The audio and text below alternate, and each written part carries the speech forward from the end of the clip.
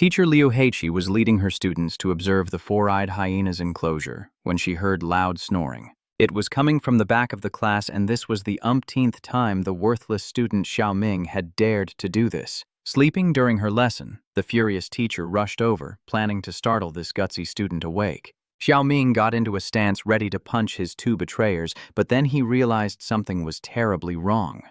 What the hell? The nine-spirit extreme phoenix was gone without a trace, and he himself had been reincarnated, a classic setup for an Academy reincarnation manhwa. He smirked, a deadly glint appearing in his eyes. You two traitors, just you wait. You're about to become the villains in my very own revenge, Cultivation manhwa. Flashing back 300 years to the blazing extraction tower, the lair of the nine-spirit extreme. Phoenix, Xiao Ming, and his two comrades. He was about to celebrate with his sworn brothers when a second later they literally stabbed him in the back. All those years of fighting side by side couldn't overcome their deep-seated jealousy. He was simply too powerful, so they had to eliminate him for their own peace of mind. Even after the betrayal, Xiao Ming was still clinging to life, so the two scoundrels moved in for the kill. They intended to obliterate both his body and soul, but at that critical moment, the nine-spirit phoenix suddenly stirred. It was about to self-destruct, taking the hate-filled Xiao Ming with it. If I get a next life, I'll make them regret everything. His soul, a crimson speck, shot out at the speed of light. It traveled 300 years into the future, arriving at the East Sea City Martial Arts Academy, a setting straight out of the best martial arts academy comics, where a third-year teacher named Liu. Demonic beasts had appeared 400 years ago, forcing humanity to develop martial arts just to survive, and today, she was going to show her students one of their sworn enemies. This is one of the lowest-level demonic beasts, and also one of the most disgusting-looking ones, the spirit hyena. True to its name, this demonic beast has a bizarre temperament and lives only to fight humans. Liu Heiqi used this as a chance to quiz them on the weaknesses of low-level demonic beasts. But with several thousand types covered in elementary demonology, who the hell could remember? No one could possibly remember. Just then, a soft snore emanated from the bushes, where Xiao Ming was peacefully playing the role of a sleeping beauty. But the serene scene was shattered by a shout. Xiao Ming, you dare fall asleep during my class. Do you have a death wish? Liu Heiqi's roar, like that of a lioness, successfully jolted Xiao Ming awake, who instantly snapped into a combat stance, ready to fight. Li Wang Long Quan, how dare you? He trailed off suddenly, realizing something was off. Xiao Ming remembered his soul leaving his body. Memories flooded his mind, and Xiao Ming finally understood. He had been reborn as if by some kind of academy. This meant the heavens had granted him a second chance.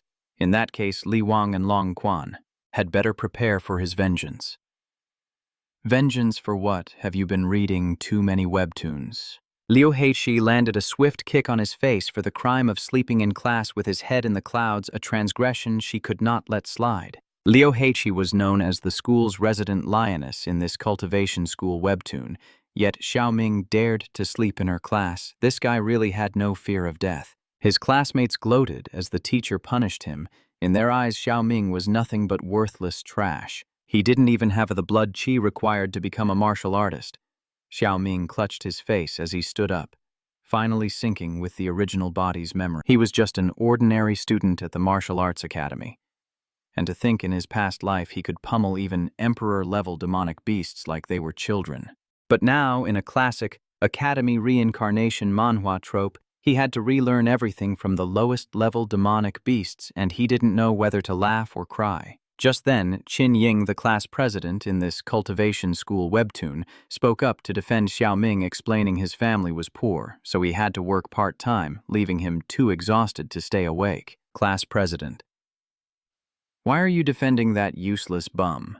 He's bound to fail the midterms in a month anyway, and get kicked out of these martial arts academy comics for good. A young man named Kui Chang sneered, but Miss Liu ordered the class to be silent. As long as he was a student here, he was her responsibility, so Xiao Ming still had to learn. Now tell me, what is the weakness of a spirit hyena?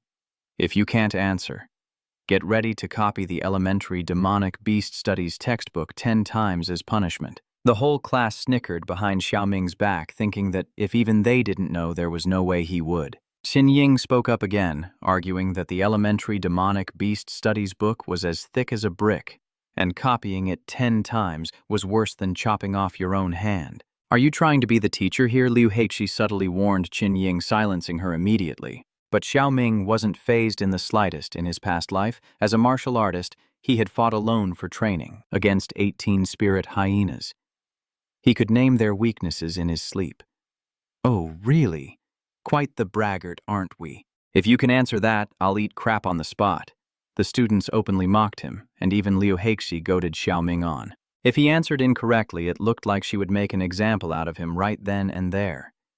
Xiao Ming calmly replied, "As far as I know, the spirit hyena has 4 weaknesses." The class immediately burst into laughter. Ha ha ha, everyone knows the spirit hyena only has 3 weaknesses. Did you just invent the 4th one? Even Qin Ying coughed to subtly warn Xiao Ming, but he was certain there were 4 weak points.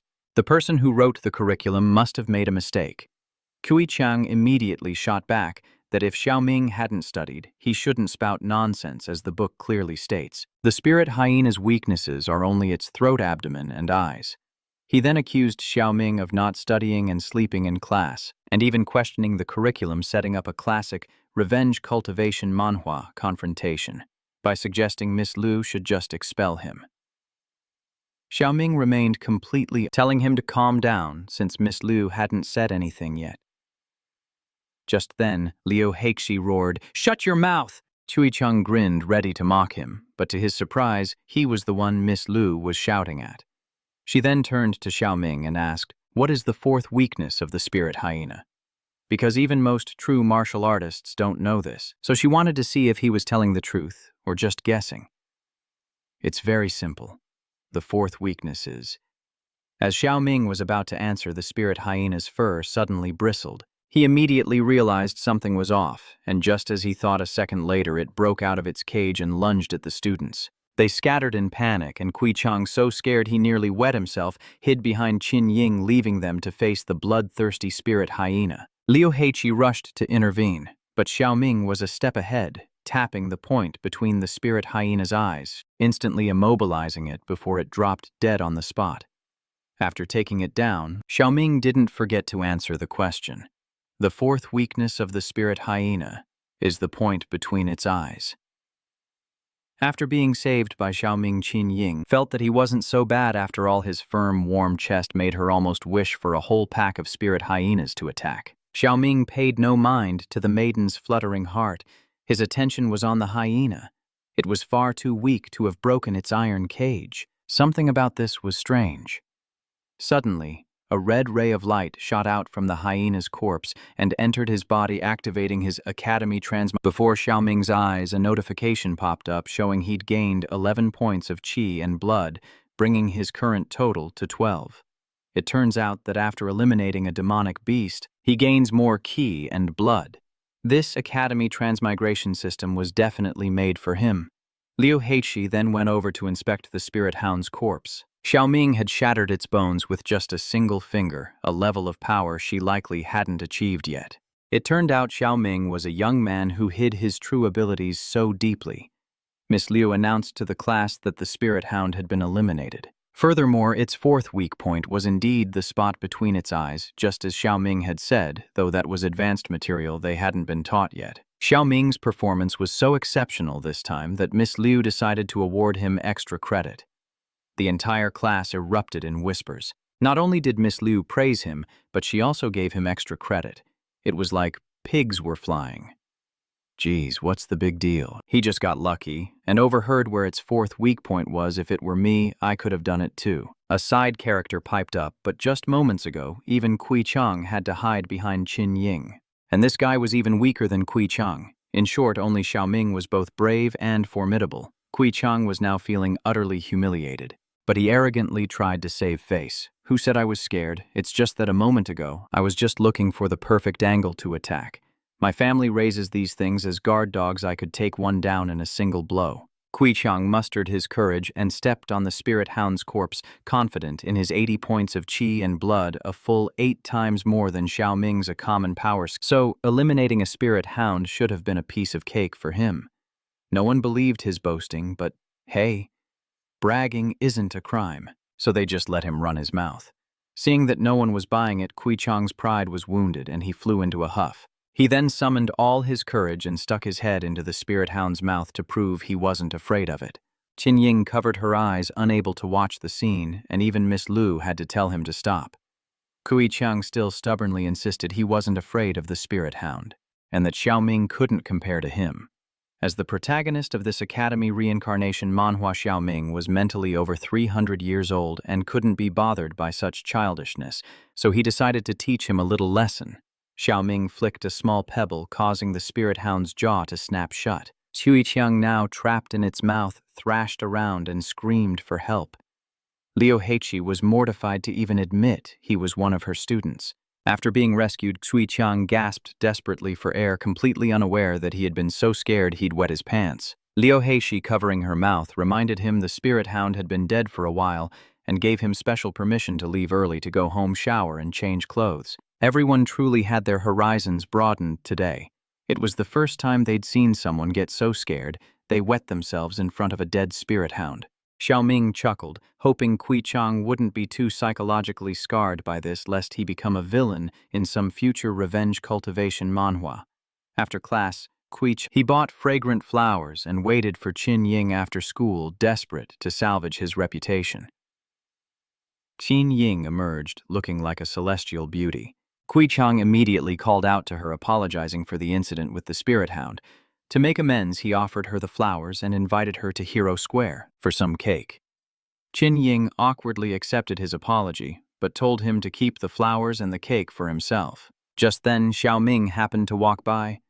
Qin Ying hastily said goodbye to Kui Chang. It's the classic fate of a supporting male character in these martial arts academy comics. You only get 5. Qin Ying caught up with Xiao Ming to thank him for what happened today, inviting him to Hero Square for some cake. Xiao Ming didn't have time, so he declined. If you were to ask about his free time, he'll only consider that after his revenge is complete. In this revenge, cultivation manhwa plot romance is just a fleeting distraction. Seeing Tanan with Tumin made Thoi Quang burn with jealousy, and he was determined not to let it slide. Meanwhile, at the hero, offering flowers before the statues of Long Qian and Luke Vuong, hailing them as the saviors of the world who defeated the Phoenix and secured what little peace humanity had left. For the past few years, the two of them have been focusing on their cultivation in the holy capital, so they rarely appeared in public. Xiao Min found their story laughable, a classic betrayal trope, in an academy reincarnation manhwa where he was the original. They stole all the credit and ended up as humanity's heroes. One day he will tear away their facade and expose the truth for all to see, showing them who the real hero is. In the meantime, Thoi Quang, along with 2 thugs and their 2 hyenas, tailed Tu Min, waiting for him to enter an alley to make their move. Tu Min was just stressing about the lack of demonic beasts in the city to level up, and right on cue, 2 goons show up to offer him their hyenas on a silver platter. Thoi Quang stepped out arrogantly. "Long time no see. Weren't you supposed to be getting sweets with Tanan? So why are you all alone now?" 2 hyenas and a couple of street thugs, he could deal with them in a minute. The real issue was Thoi Quang's insistence on picking a fight with him. "You're going to take me down with these random street punks you dug up." Tu Min scoffed. The insulted thugs furiously charged forward, ready to show off the power of the hyena gang. Thoi Quang watched the show unfold with a smirk, but he shouldn't count his chickens before they hatch. Tu Min zipped through the air, knocking out all 4 of them in an instant, leaving the hyena's handler and Thoi Quang to exclaim, "No freaking way!" But the rival still maintained his defiant stance, convinced that the hyenas could tear him to shreds. "Release the hyenas now, I'll take full responsibility for whatever happens." Thoi Quang went all in with his command, and the 2 hyenas lunged forward. He had specifically chosen these beasts, specially trained to deal with Tu Min. "If you get on your knees and beg for forgiveness now, I might show you mercy." But whether it was 400 years ago or today to Tu Min, hyenas were nothing more than the weakest of wild dogs. Tu Min charged forward without hesitation, showing off skills worthy of the best martial arts academy comics as he took them both. Not only Thoi Quang, but the gang leader was also stunned. His 2 most ferocious pets were taken out for a stroll and never came back. Tu Min, on the other hand, gained 2 more wisps of blood chi, a classic power-up from his Academy Transmigration system. Thoi Kwang was terrified now and tried to sneak away, but 2 men clapped him on the shoulder. "You've had your fun. Now it's my turn." Tu Min delivered a light kick between Thoi Kwang's legs, sending him flying into the air, in a world of gut-wrenching pain. Next up was the guy from the hyena gang. He was still too weak to hunt monsters outside the city and was worried about finding demonic beasts. Who would have thought they'd deliver themselves right to his, especially the hyena gang, which surely raised a lot of them. "Hey kid, our hyena gang is the biggest in the western part of the city. We have all kinds of hyenas, so if you dare touch me..." Tu Min didn't let him finish cutting him off with a swift slap.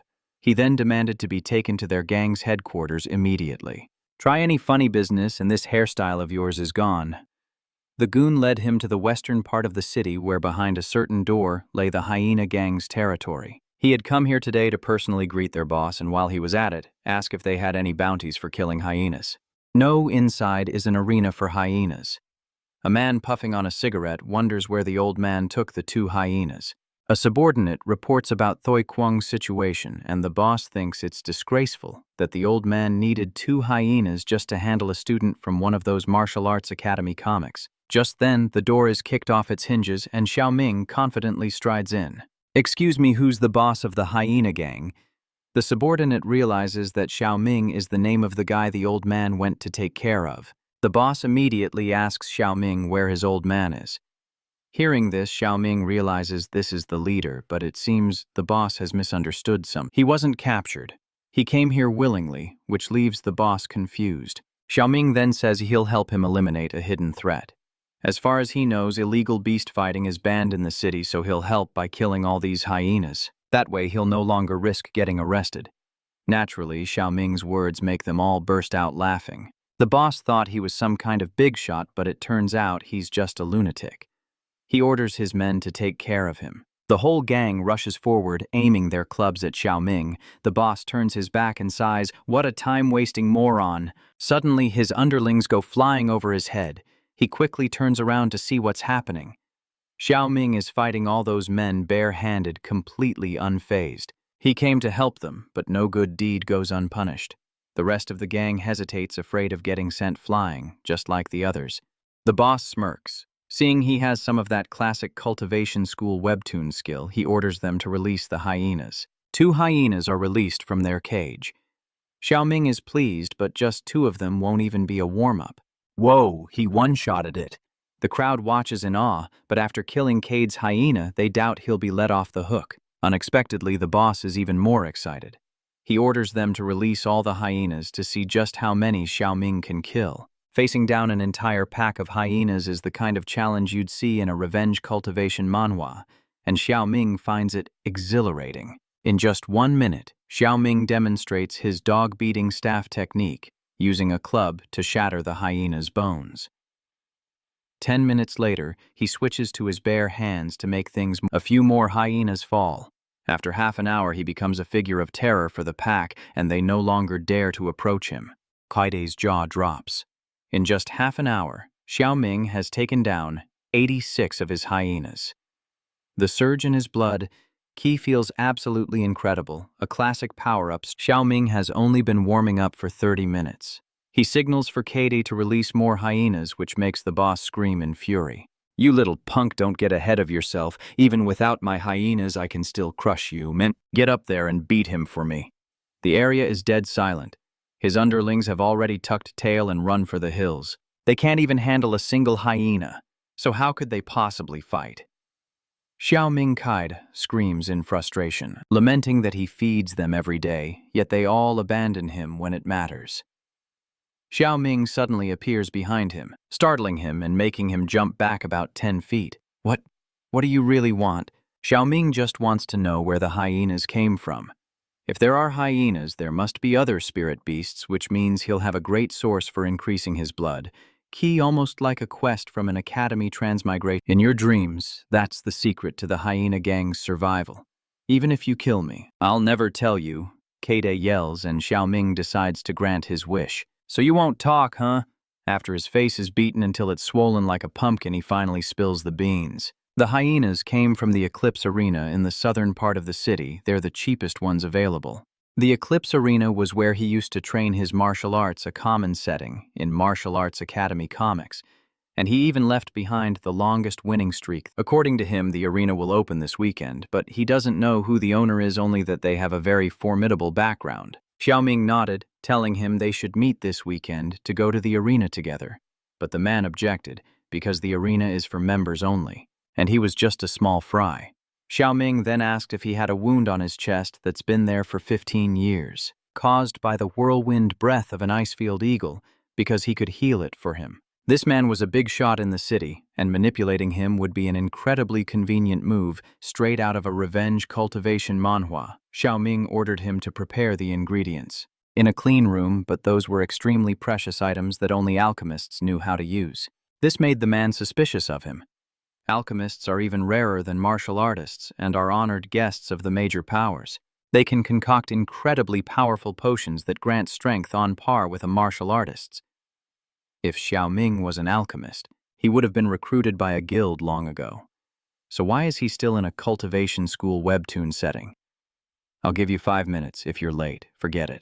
Xiao Ming didn't explain, he just gave the order, and the man scurried off to find the items, thinking that if he was truly an alchemist, his own fortune was about to change. With such powerful backing, he could do whatever he wanted here from now on. After everything was prepared, Xiao Ming examined the ingredients.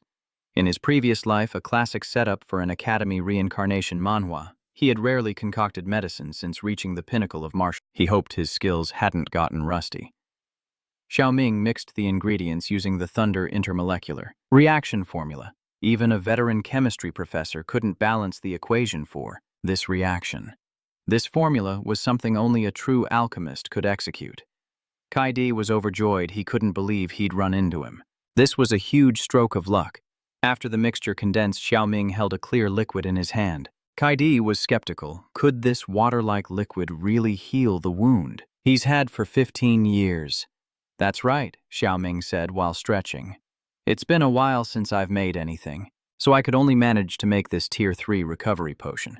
A Tier 3 potion on the market costs at least 1,000 gold coins, yet he could create it so easily, which left the man utterly astonished. Open your mouth, Xiao Ming commanded as he flicked the potion into his mouth. Kaide felt his body surge with energy, then touched his chest and cried out in joy. It's healed, my wound is completely gone. He immediately knelt, calling Xiao Ming master, vowing that even if he had to climb mountains or cross seas, he would follow his every command.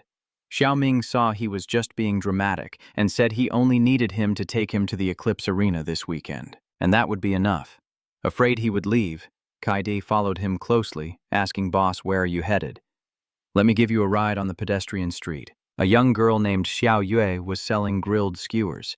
An old man nearby asked about her older brother, wondering why he wasn't home yet since school was out. A customer sneered. I heard Xiao Ming's power level from the Academy Transmigration system is only a 10. He can't possibly become a martial artist. Xiao Yue works so hard selling these skewers every day just so he can go to school, and it's all for nothing. Xiao Yue snatched the skewer right out of his hand. If you're going to buy something, then buy it. Why run your mouth so much? Get lost. A guy with spiky hair approached and asked Xiao Yue for this month's stall fee. The girl was shocked. They had just collected at the beginning of the month, so why were they demanding another payment?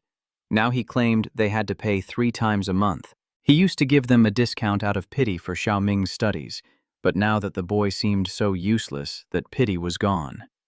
Xiao Yue didn't have that much money, so she begged him for a few more days, but it was clear he wasn't interested in the money.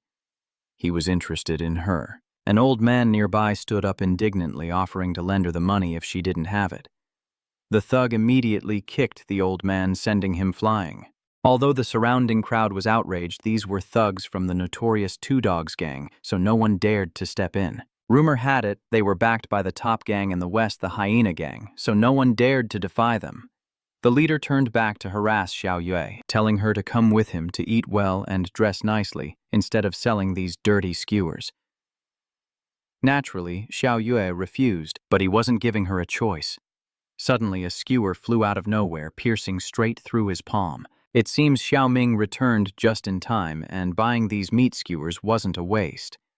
The thug screamed in pain, ordering his men to pull out the skewer, but it was lodged so deep that pulling it out was excruciatingly painful. Seeing his sudden strength, the crowd began to whisper.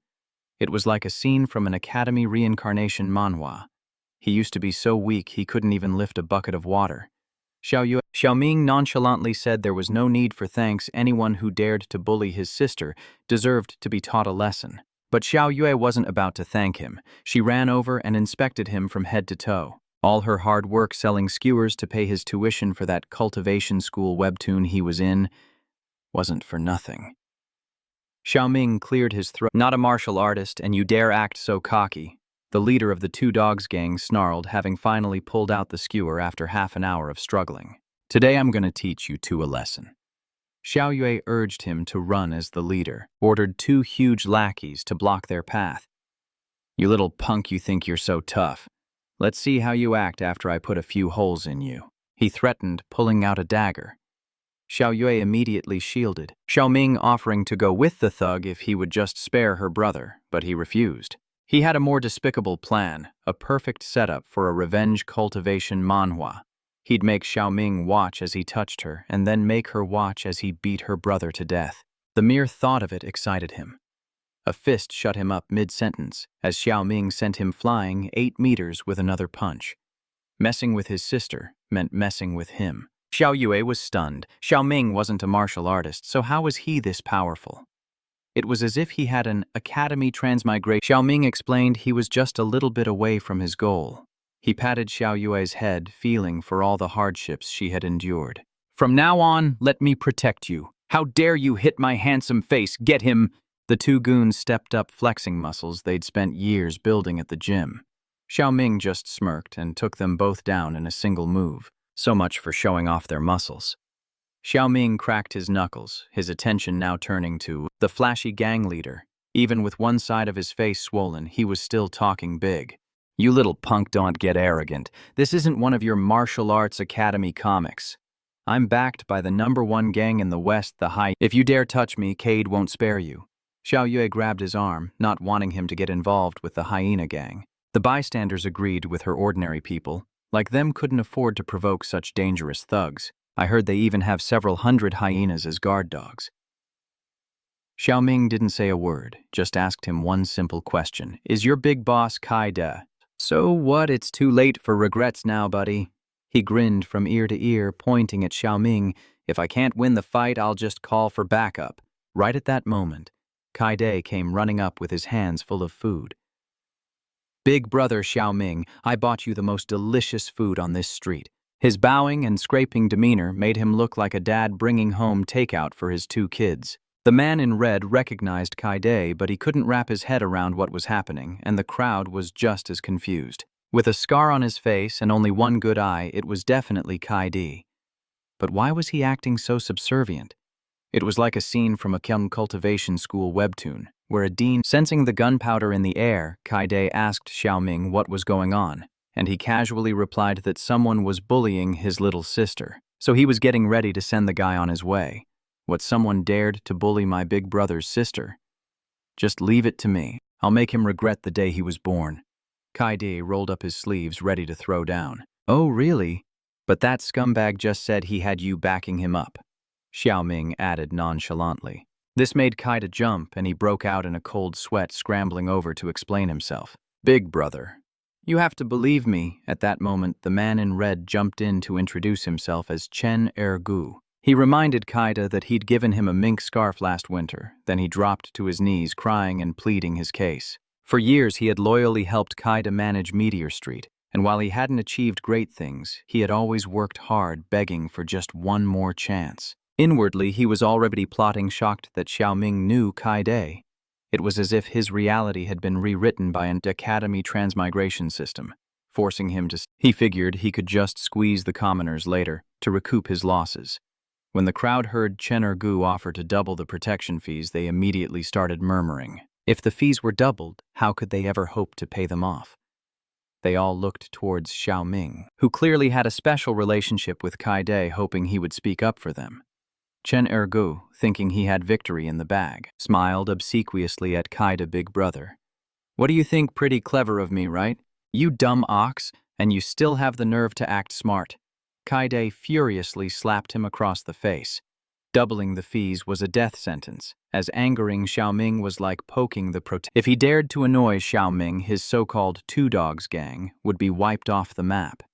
After venting his fury, Kaida cautiously stepped forward to apologize to the crowd. It was my poor management that caused everyone so much trouble.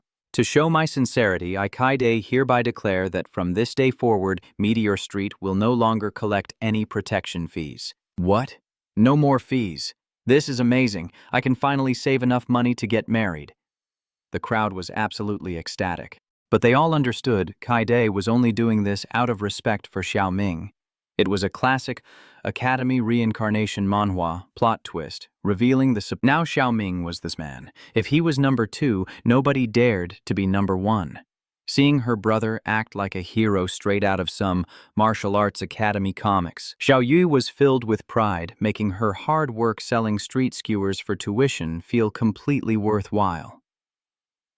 Once everything was settled, Kaide turned back to suck. Big brother, was I amazing or what? It was adequate.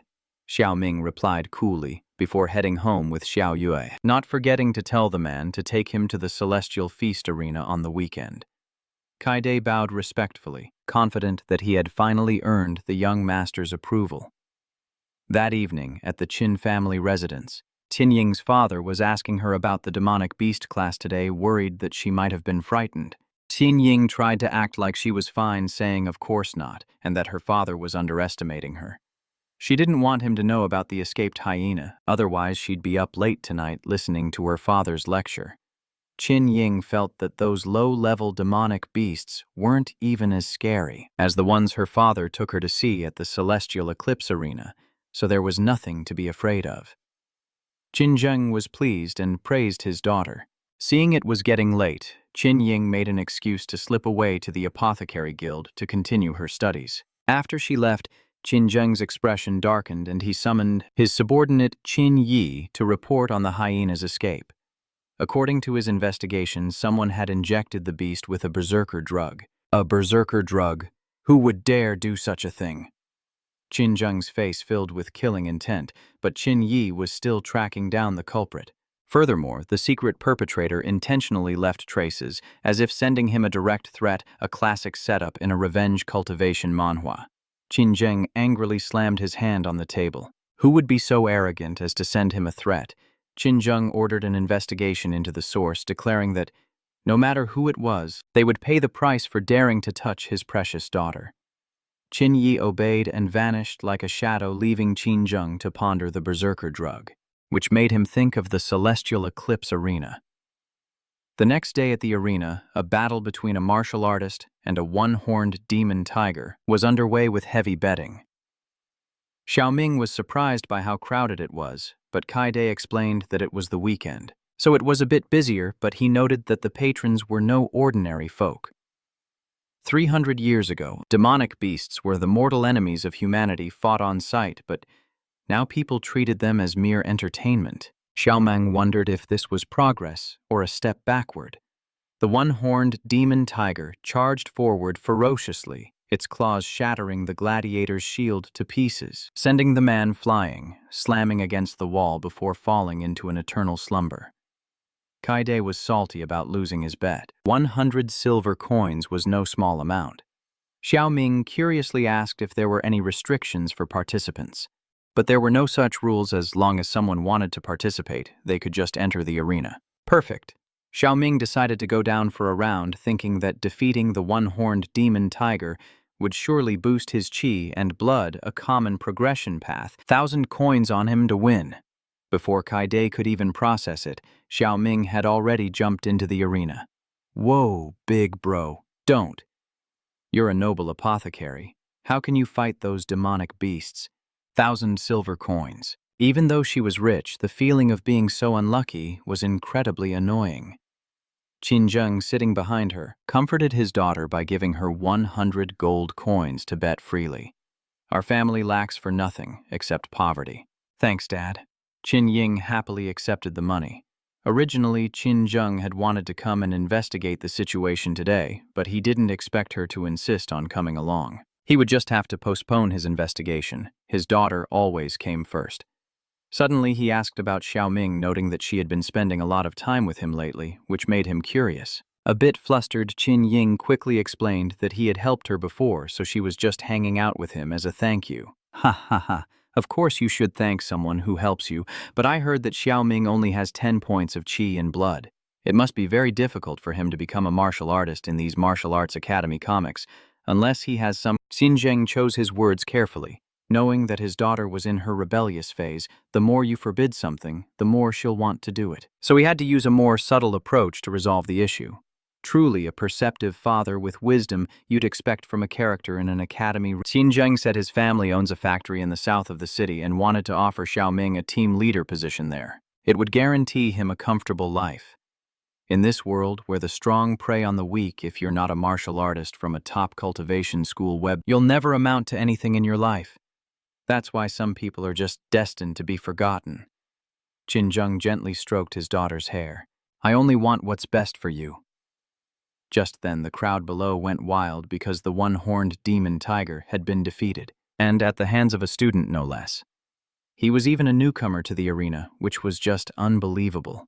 Like something straight out of an academy reincarnation. By defeating the one-horned demon tiger, Xiao Ming gained an additional 10 points of blood energy, which was a better haul than he expected. He could finally become a martial artist after surpassing 100 points of blood energy. Qin Ying recognized Xiao Ming and excitedly pointed him out to Qin Zheng. The man was utterly shocked to learn he had defeated the one-horned demon tiger. The one-horned demon tiger is a soldier-level demonic beast. For Xiao Ming to defeat it proves he possesses the power of a true martial artist. Qin Zheng was skeptical but held his ground, arguing that the one-horned demon tiger was just a one-star soldier-level beast, and it had already been through several fights, so it must have been exhausted. Allowing him to win, Qin Ying wasn't having any of it. Hearing her father discredit her crush's talent, Qin Zheng reasoned that the boy only had 10 points of blood energy before, so how could he suddenly defeat a one-star soldier-level beast so easily? His victory must have been a fluke or some kind of trick. Maybe he has an academy transmigration. You can't trust anyone these days. Still, Qin Ying felt that Xiao Ming was incredibly strong, typical of a girl. Love is blind. Down in the arena, Xiao Ming wasn't finished yet, wondering if there were any more demonic beasts. More formidable for him to warm up on. In the VIP room, a morbidly obese old man was eating rare steak. A secretary leaned in and whispered, "Sir, we have a newcomer in the arena who just defeated the one-horned demon tiger. And he wants to keep fighting. I believe he might be here to test his skills." The old man wiped his mouth and let out an, "Oh." Then he asked what happened to the last troublemaker who came to the arena. That one was torn to 100 pieces by the beasts. He's been pushing up daisies for a while now. The old man swirled his wine glass and ordered her to make the arrangements. It had been a long time since he had smelled the aroma of fresh, warm blood in the stands. Kaide was acting like the ultimate fanboy. "Boss, you're the absolute best. You sent that beast packing with just a few punches. You're truly my boss." "Hand it over," Xiao Ming said coldly. 10,000 coins on him to win, hadn't he? Kaida's face went pale as he cried out, "Oh crap, I was so busy worrying about you that I forgot to place the bet." Xiao Ming calmly cracked his knuckles. All that effort for no reward. This lackey was useless. Kaide scrambled, this time for 20,000 coins on him. He's so strong, he'll definitely win again. The man wiped away his cold sweat. His boss's aura was just too terrifying. A single glance was enough to make him wet his pants. Meanwhile, a 2-star soldier-level beast, the twin-tailed spirit cat, was sent out to challenge him. Qin Zheng couldn't believe he dared to fight it. The boy must have a death wish. This wasn't some revenge cultivation manhwa, where the hero always wins. Qin Ying, however, had absolute faith in Xiao Ming. After all, he was her crush. Down in the arena, Xiao Ming grabbed the twin-tailed spirit cat by its tails and slammed it to the ground. It was a piece of cake. Qin Ying smugly turned to Qin Zheng and said, "Dad, Xiao Ming won." Qin Zheng made another excuse, claiming the vicious-tailed lynx was locked up for too long. severely weakening its combat abilities, still refusing. The next match featured a three-horned bull, the three-eyed fighting bull. Qin Zheng didn't understand why he was showing off.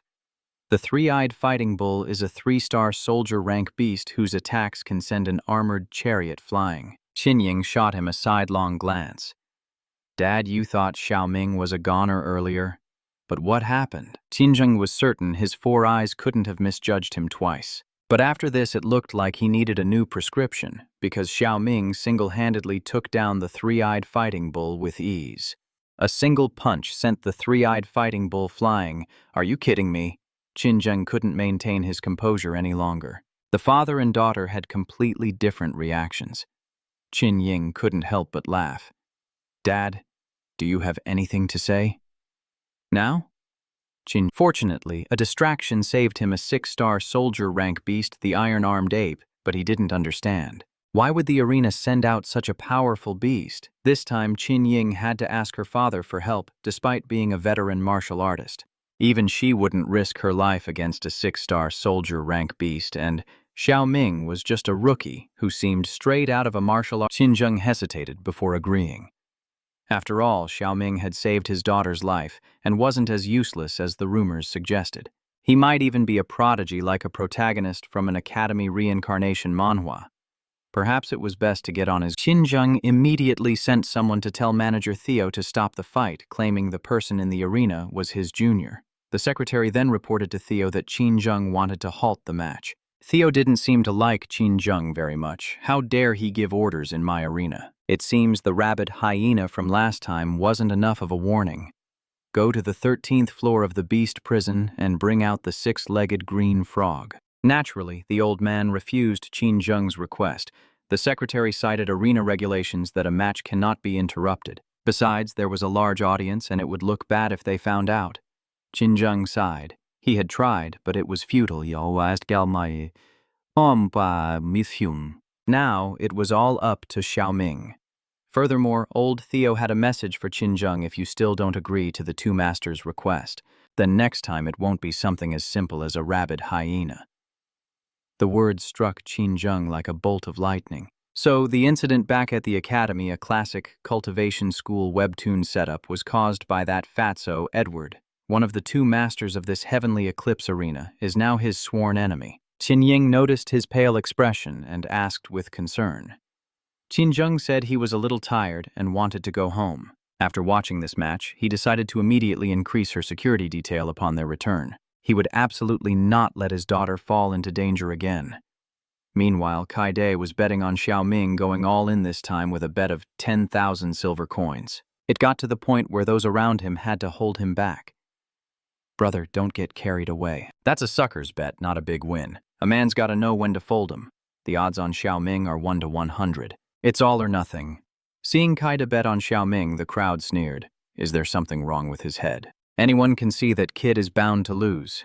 The iron-armed ape is equipped with iron armor. Not only that, its strength is terrifying. It can trade blows with Xiao Ming like a professional fighter, a classic trope in any revenge cultivation manhwa. Xiao Ming had a few bruises now. Dealing with the iron-armed ape without using his special skills was proving to be quite a handful. After becoming a true martial artist, he still hadn't used his skills, so now he would test them on this iron-armed ape. He wanted to see if his talent had faded over several hundred years, a classic trope in any Academy reincarnation manhwa. Xiao Ming summoned his sword from afar, and the audience saw that he could, but it seemed too late. If you win a few matches, you're supposed to withdraw voluntarily, because angering the arena management has dire consequences. Qin Zheng told Qin Ying they should leave, saying that Xiao Ming would surely lose, and if he was lucky, he might just survive. But he'd be bedridden for the rest of his days. Qin Ying refused, wanting to rush down and save her crush, but Qin Zheng immediately stopped his daughter. He'd raised her for 18 years and completely forgot to teach her not to risk her life for a man. Down below, the iron-armed ape leaped up its massive body, blocking out the sun as the crowd roared for it to crush him. Kaide looked so stressed he could pop a blood vessel. He had bet everything on Xiao Ming, and if he lost, his whole crew would be eating dirt for months. Tears of anguish streamed down Qin Ying's face, and Qin Zheng quickly covered her eyes so she wouldn't see the gruesome scene. What a considerate father, not letting his daughter see the bloody fate of the iron-armed ape. It had been sliced in two by Xiao Ming's Thunderblade slash, a move so powerful it seemed straight out of a revenge cultivation manhwa. The entire arena rubbed their eyes in disbelief. A one-hit knockout. "Mom, I want to marry him." This was the phrase uttered most by the young women in the audience. With just one strike. How is that possible? What strike was that, Dad? Qin Ying dazedly pulled her father's hand away. She was overjoyed to see Xiao Ming with all his limbs intact, but why had the iron-armed ape fallen? Did someone help him? No one helped. Xiao Ming defeated the iron-armed ape all by himself, like a true hero from one of those. Although he was reluctant, Qin Zheng had to admit the truth. The iron-armed ape gave Xiao Ming over 100 points of qi and blood, raising his total to 233, a reward worthy of an academy. "Boss, we're filthy rich this time. That's 10 million silver. We're rich." Kaidi and his underlings started throwing money around in celebration, making Xiao Ming pretend he didn't know them. In the arena lobby, Kaide was collecting his winnings, feigning ignorance as he asked, "What was that you said? Of all the people who placed bets, I'm the only winner." How terribly embarrassing, but who told them not to have faith in Boss Xiao? The whole group laughed like idiots, making Xiao Ming keep his distance. He had earned a good amount of money this time, enough to improve their lives. Xiao Yue wouldn't have to work so hard anymore. Just then, Qin Ying rushed over, breathlessly smoothing her hair to look her absolute best. "I was upstairs and saw your fight, Xiao Ming. You were incredible. Is that so?" "Thank you," Xiao Ming replied politely. Qin Ying fell silent, leaving him wondering why she stopped talking. "It's because the girl is shy, you dense protagonist." From a distance, Qin Zheng urged her to hurry home, worried that if she stayed another second, she might just pounce on the poor boy. Qin Ying gathered all her courage. She said her birthday was in 5 days and she wanted to invite him to her party. Xiao Ming wasn't sure, but he said he could probably make it if nothing important came up. Qin Ying happily said her goodbyes. She even skipped away like she was on cloud 9. Xiao Ming watched her go and sighed, his skills making him as popular as any protagonist in a cultivation school webtoon, wondering if Suddenly, a green frog with white eyes leaped out in front of Qin Ying, and she wondered where it could have come from. "It looks pretty cute." But Xiao Ming sensed danger and immediately pulled Qin Ying back. The frog croaked, "Ribbit, ribbit," and a blinding light flashed, activating a forced teleportation like some kind of Academy Transmigration system. In just a second, they and the frog vanished. Qin Zheng panicked when his daughter was teleported. Meanwhile, Kaide got the money but couldn't find Xiao Ming anywhere. The city's PA system then broadcast an emergency announcement. "The traveling green frog has escaped from the beast prison. It can randomly teleport hundreds of thousands of miles with an over 80% chance of landing somewhere extremely dangerous. Outside the city, in the Sunset Forest." Xiao Ming and Qin Ying made a painful landing. He grabbed the traveling green frog and cursed, "Damn you! Where did you teleport us?" Just then, a growling sound echoed. A pack of howling moon wolves slowly approached them. This species is known for swarming its enemies. A classic monster encounter in Martial Arts Academy comics. A mysterious dense forest with a pack of bloodthirsty wolves, and a companion with zero combat power, a situation that only a protagonist from an Academy reincarnation manhwa could handle. Xiao Ming readied a stone in his hand, signaling for Qin Ying to run in the opposite direction on the count of 3. He wouldn't be able to protect her once the fight started. But Qin Ying sat silently without responding, making him anxious as the wolf pack began its attack. Now he could only risk his life. Xiao Ming pelted each wolf with a stone, but strangely, this pack of howling moon wolves wasn't as strong as he had imagined. Qin Ying finally spoke up, and Xiao Ming confidently said, "You don't have to worry. They're just a pack of snail-weak wolves. I handled them easily. You seem to have misunderstood something." Qin Ying chuckled and said, "The target of that pack of howling moon wolves wasn't them, but the little pups nestled in her arms." Xiao Ming was stunned. These wolves give live birth, not lay eggs. Back in his cultivation school webtoon, he must have skipped that biology lesson. Qin Ying had accidentally read a research paper on howling moon wolves, so she understood their behavior. The place they teleported to just happened to be the howling moon wolves' den, so the wolves thought they were intruders and were worried about their pups. All they had to do was return the pups to them, so that was it. Xiao Ming said that, but deep down he still believed demonic beasts were the enemies of humanity. While they had their guard down, he could finish them all in 10 seconds. A ruthless logic befitting the protagonist of a revenge cultivation manhwa. After all, they were a different race. A dead demonic beast is the best kind of demonic beast. Look, Xiao Ming, this little wolf is actually adorable. You should hold it too. Qin Ying quickly warmed up to them, but Xiao Ming was hesitant. She directly placed it in his arms, making Xiao Ming yelp in surprise as he looked at the soft furball in his hands. Xiao Ming's heart softened. I guess it is a little cute, but not as cute as me. These demonic beasts had their own emotions, and even family bonds, which was no different from humans. This confused Xiao Ming. Do we really have to kill them? A wolf then brought them a freshly hunted rabbit. Qin Ying explained that since they returned the pups, the wolves were showing their gratitude. Xiao Ming grunted and picked up the rabbit's carcass. Demonic beasts are capable of gratitude. They've evolved so much in the past 300 years. Just then, Xiao Ming noticed a sound. A hunter was aiming a rifle right at them. Xiao Ming screamed, "Watch out!" He thought they had been shot, but the wolf from before had leaped out to shield them, collapsing from blood loss. Qin Ying was still reeling from the shock. Luckily, Xiao Ming pulled her down just as a hail of bullets rained down on them. The hunters signaled not to harm the wolf pups because they were worth a high price, focusing only on the adult wolves. They ruthlessly attacked the wolves that rushed forward to defend their pack, leaving only the orphaned pups behind, now without a mother or father. They collected 10 wolf carcasses, planning to sell the pups and skin the adults. Those bastards. Qin Ying was furious and wanted to rush out and fight, but Xiao Ming held her back. She exclaimed in frustration, "Didn't you see what they did?" Xiao Ming saw it, but to him, humans and beasts were natural enemies, so they hadn't done anything wrong. But to Qin Ying, those wolves had been friendly to them. Nevertheless, to Xiao Ming, beasts were beasts and humans were humans. His priority was to get back to the city, a goal made complicated, as if an academy transmigration. Following those hunters was their surest way home. 300 years ago, beasts ran rampant, and humanity had to unite to fight them. To him, humanity would always be more important. The leader of the hunting party had just spotted the figures of Xiao Ming and Qin Ying and was about to search for them when the two appeared. Xiao Ming explained they were students from the martial arts academy who had gotten lost, a classic trope in many martial arts academies. But to the leader in this wilderness, one was a tool for his pleasure, and the other was a tool for making money. So there was no way they were going home. He ordered his underlings to capture them alive.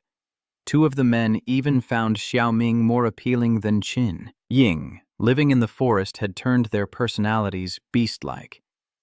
"I advise you not to touch me," Xiao Ming said, even though he prioritized humanity above all else. But once a human became his enemy, he would show no mercy. "Shut your damn mouth." One of the men attacked Xiao Ming with the butt of his rifle, but he easily blocked it with one hand and sent a punch back in return, sending the man flying back 3 meters. They saw him as a tool, so Xiao Ming would treat them as his entertainment. Now he was much more relaxed, beckoning at them tauntingly. "Come on, what are you waiting for? Get him, charge and kill this pretty boy for me," the leader commanded. A group of them opened fire while 2 with machetes rushed forward. Xiao Ming smirked.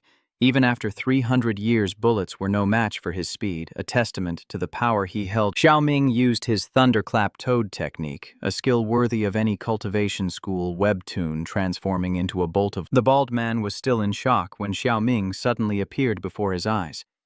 "You're the city's beast hunting squad. Why are you attacking students from the martial arts academy? You little brat, you dare question me. Eat my raging flame fist." He threw a fiery punch at Xiao Ming, but it was caught, and his shoulder was twisted a full 180 degrees. "Your actions have violated Article 28, Chapter 15 of the Federal Code. According to regulations, I can execute you on the spot." "Wait, my boss is..." Before he could finish his sentence, Xiao Ming kicked him straight in the mouth. It didn't matter who was behind him. They couldn't help him now. In a classic revenge cultivation manhwa moment, once you've crossed Xiao Ming, the only path is to hell, and he'll make the journey as painful as possible. Before he died, he remained defiant. "The commander won't let you get away with this." "Then tell him to come find me." I'll be ready for him in any time, Xiao Ming said coldly before sending him to his grave. After finishing them off, Xiao Ming went back to check on Qin Ying. She was taking care of the wolf pups. Qin Ying wanted to take them with her because if they were left behind, they would surely die. Xiao Ming agreed. He also wanted to loot some good stuff from the hunting party, certain they'd find enough supplies to last them a few days. Xiao Ming rummaged through the leader's belongings and found a pouch of blood essence crystals. Despite being wealthy, Qin Ying had never seen blood essence crystals before. These crystals are formed from blood qi energy that has been condensed to a certain point, and absorbing them helps a martial artist increase their own blood qi. He hadn't expected to find such a valuable item. This hunting party was definitely no ordinary group. After looting everything, Xiao Ming quickly led Qin Ying away. The pungent smell of blood was sure to attract other mutated beasts. Meanwhile, the commander was leading a team to find Squad 3. They followed the signal's trace, but there was no one around. He then spotted their corpses. He ordered his subordinates to search the area for the blood essence crystals. Kui Chang tagged along, grumbling, "Uncle Viet, when are we going to hunt the star-patterned deer? Next month is Qin Ying's birthday, and I'm determined to give it to her as a gift." Suddenly, he flinched upon seeing the bodies scattered across the grass. The search party swept the area, but everything had already been looted. "My apologies, young master, your star-patterned deer." We'll have to wait. I must prioritize recovering the boss's property first," the commander said angrily. Meanwhile, Xiao Ming and Qin Ying had reached a desolate city. She wondered what this place was located so deep within the forest, and how it had skyscrapers even taller than those in Sky Sea City. Xiao Ming explained that this was a commercial district from the old era. It used to be incredibly bustling, with countless people visiting daily. Moreover, this was before the mutated beasts appeared. Qin Ying noted that this place was near the forest's center. If they wanted to leave, shouldn't they head in the opposite direction? Xiao Ming reasoned that since they were unfamiliar with the forest, wandering aimlessly would be dangerous. It was better to find a map from the old era first. Besides, he wanted to avoid the hunting party's comrades, knowing they'd be out for blood, a classic setup from a revenge cultivation manhwa. Qin Ying agreed, suggesting they find a suitable shelter for the wolf pups. Suddenly, the growl of a mutated beast echoed through the ruins. Qin Ying was terrified. "What do we do now?" "Let's go check it out," Xiao Ming said.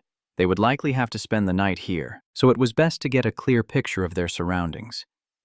In the abandoned city, a soldier-grade earth lizard was facing off against a woman named Lana. The two of them crouched down observing from a distance. Even though Qin Ying lacked power, she had a strong desire to help others. Xiao Ming deadpanned, "You have 2 arms and 2 legs. You go, I'll cheer you on from here." "I don't think I can save her alone," Qin Ying said sheepishly. "It's good that you realize that. This is the wilderness, not the city. Unnecessary kindness will only get you killed." Besides, Xiao Ming could tell the woman didn't need their help in the slightest. Lana shot forward like an arrow, a crude spear in hand. Her body moved with a fluid grace, dodging the earth lizard's swinging tail, leaping into its blind spot, and firing 3 arrows straight into its weak point, the head, to finish it off. Lana then used a dagger, aiming between its eyes, and it was finally over. "Something this big will keep me fed for days," she muttered. Qin Ying was stunned by Lana's power. Xiao Ming, however, knew that one could only gain such deadly skills after countless life-or-death battles, like a protagonist from the best. Could she possibly be? Suddenly, an arrow shot toward them. Lana had spotted them. "Who's over there? Show yourselves." Xiao Ming frowned. The woman had incredibly sharp senses, and her skills were far from ordinary, almost as if she was. Qin Ying volunteered to talk to Lana, figuring it would be easier for 2 girls to connect while she asked him to look after the 3 wolf pups. He had always been this one protecting her, so it was time for Qin Ying to step up, using her beauty and a friendly smile. Winning over another girl should be a piece of cake. "Hey, little sister, don't be so tense." "We're from Sky Sea City," Qin Ying said, raising her hand in a friendly gesture. "From Sky Sea City, dangerous." Lana immediately aimed her arrow at Qin Ying. She was confused. Why would another human be so hostile? Seeing that Qin Ying wasn't getting anywhere, Xiao Ming had to step in. That girl must be from the Forsaken tribe. 300 years ago, when the mutated beasts began their invasion, humanity suffered constant defeats. To preserve their strength, they formed a federation and built 100 fortified cities for all of humanity to relocate and live in. However, for various reasons, some people were left behind, and they believed they had been abandoned. They view those within the Federation as enemies. This is the origin of the Forsaken Tribe, a classic setup for a revenge cultivation monster. They struggle to survive while constantly being hunted by mutated beasts. This was the first time Qin Ying had heard this story, but now that the beasts aren't a major threat, why doesn't the Federation rescue them? Because the Federation only has 100 cities with no room for newcomers. Besides, the Forsaken Tribe has already adapted to life in the wilderness. Is that so? How pitiful. Just as Qin Ying spoke, an arrow landed at her feet. Lana shouted at them to leave, claiming this earth-scale beast was her prize. Xiao Ming figured that since she lived nearby, she must know the way, so he tried to befriend her, explaining they had no interest in the earth-scale beast. Furthermore, its blood is poisonous and had already splattered on her face. I don't believe you. My mother told me never to trust a man, especially one from the Federation. Lana immediately attacked. Xiao Ming moved like the wind, dodging all of her arrows with ease. It would take more than that to even touch a single hair on his head. His movements were straight out of the best martial arts academy comics. You're celebrating too soon, Lana sneered. She used her skill wood vine entanglement, causing vines to sprout from where the arrows landed and wrap around Xiao Ming's legs. Be careful, Qin Ying shouted from the side, stating the obvious. Lana drew a dagger, preparing to strike, but Xiao Ming didn't even react. He just counted down from 3, and she collapsed to the ground, foaming at the mouth. He had already told her she was poisoned, but she refused to listen. Xiao Ming couldn't help but sigh. However, the poison of the Earth-scale divine beast was nothing to worry about. He could help her detoxify. For someone her age to control the wood element, her talent was impressive, like a prodigy from a cultivation school webtoon. Detoxify. But where are we going to find an antidote in this wilderness? Qin Ying asked. Everything in nature has its own counter. While the blood of the earth-scale divine beast is toxic, its body also contains the core. Qin Ying was amazed. This was knowledge she had never read in any book, yet he knew it as if he had an Academy Transmigration system. Xiao Ming wasn't arrogant, stating it was just some minor experience he had accumulated, a humble claim for the protagonist of what feels like. After dissecting the creature, Xiao Ming successfully retrieved the detoxification gland from inside the earth-scale divine. Next, they needed some purple windflowers and foxtail grass to neutralize the medicinal properties. Once they had all the ingredients, Qin Ying pointed out that they couldn't just administer them directly to Lana, having refined medicine before she knew how to process them. Xiao Ming didn't answer, just focusing on creating the fiery molecular chain reaction formula, which astonished Qin Ying. After creating a purple mixture, he turned to ask Qin Ying what she had just said, as he hadn't heard clearly. Oh no, it was nothing. Qin Ying felt completely insignificant in the face of his talent. His technique was so flawless, as if guided by an Academy Transmigration system, that she grew curious about where he learned it, but Xiao Ming just, oh well, I just have a few books on medicine refinement at home, so I learned from them. The excuse was incredibly flimsy, but Qin Ying couldn't press the issue as Xiao Ming placed the medicine in Lana's mouth. A moment later, she slowly opened her eyes, and the sight of their 2 faces looming over her made Lana jump in shock. You people! You people! Before she could finish her sentence, she fainted again, leaving Qin Ying confused, so Xiao Ming feigned concern, saying, well, if she's passed out, I guess we can't take the earth lizard. My earth lizard, don't you dare take it. Lana shot up and latched onto his bicep with her teeth, refusing to let go, and Xiao Ming couldn't shake her off. Let go of me, I'm the one who cured your poison. Lana immediately jumped off, only now realizing her body felt unusually vigorous. Her attitude towards him changed instantly. You must be a revered pharmacist, sir, right? Although he disliked physical contact with strange women. The truth was that he was indeed a master apothecary, a skill set rarely seen outside a top-tier cultivation school webtoon. Qin Ying seized the opportunity to ask. For Lana, that was no problem, but she wanted Xiao Ming to make a trip to her tribe first. Her mother was gravely ill, but Xiao Ming didn't understand why he had to go without a more compelling reason. Just as Lana was about to explain, a loud explosion erupted. The commander's men had surrounded them, demanding that he hand over the blood crystal. They promised him an easier death if he complied, but this wasn't just some revenge cultivation Manhwa plot for him. so he knew there was nothing comfortable about it.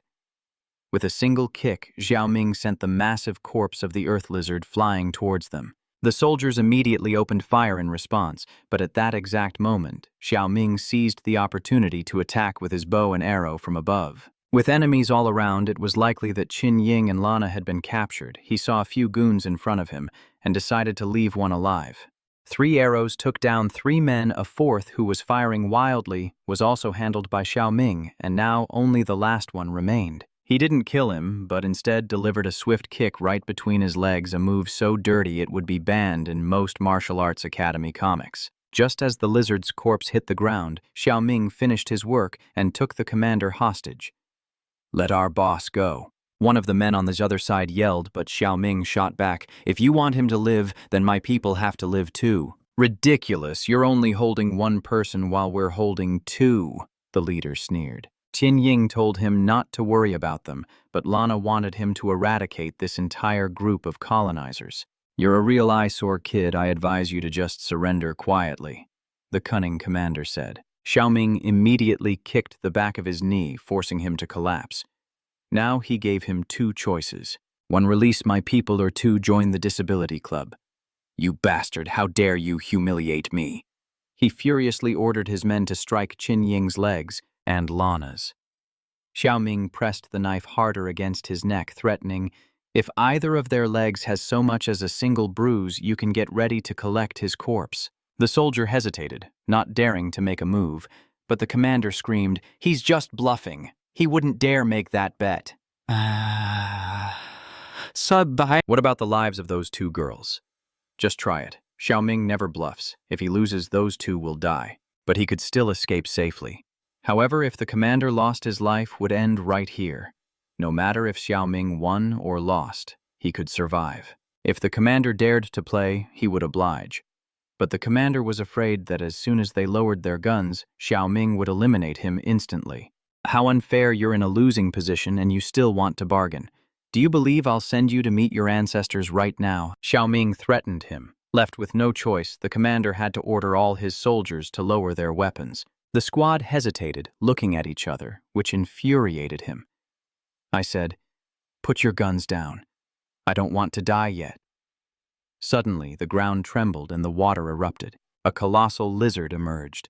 It was a 9-star warrior-level alien monster, a fire lizard. With just a light flick of its tail, it sent Qin Ying's group flying through the air.